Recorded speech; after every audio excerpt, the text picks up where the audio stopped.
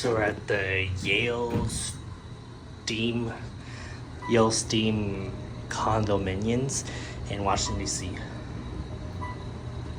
This was definitely a condo in addition to a vintage into something really vintage.